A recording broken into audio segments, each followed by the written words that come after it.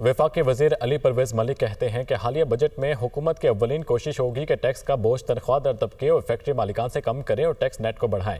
Tax net बढ़ने से ही सारिफीन से इनडायरेक्ट टैक्स का बोझ कम होगा।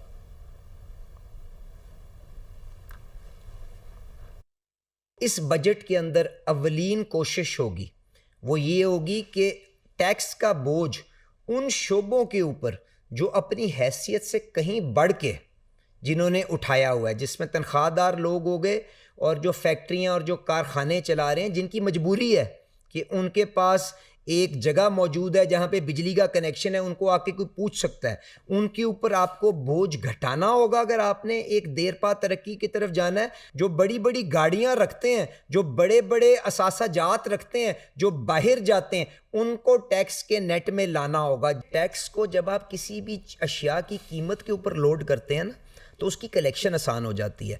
और वो हमें इसलिए करना पड़ता है क्योंकि हम लोगों की आमदनियों को जाके या लोगों के ख़िलाफ़ हम उनको टैक्स नेट में नहीं ला सकते। तो ये अपना तस्लीम करना होता है कि हम अपनी टैक्स बेस को वाइडन नहीं कर सकते। तो मजबूरन चीज़ की कीमत के ऊपर डाल दो, कॉफ़ी पड़ी है उसकी कीमत के बोतल के ऊपर टैक्स सेल टैक्स लगा दो और पैसे इकट्ठे कर लो। तो यही हमने बिजली के बिल के साथ किया है। ये नहीं कि 30 लाख बंदा 400 अरब टैक्स दे और 2 करोड़ दुकानदार या 30 लाख दुकानदार या जितना भी दुकानदार है वो 20 लाख टैक्स दे। अपने हुजम के मुताबिक टैक्स देगा तो आपका ये जो इनडायरेक्ट टैक्स का बोझ चाहे बिजली के बिल के ऊपर हो चाहे कॉफ़ी की बोतल के ऊपर कम हो जाएगा।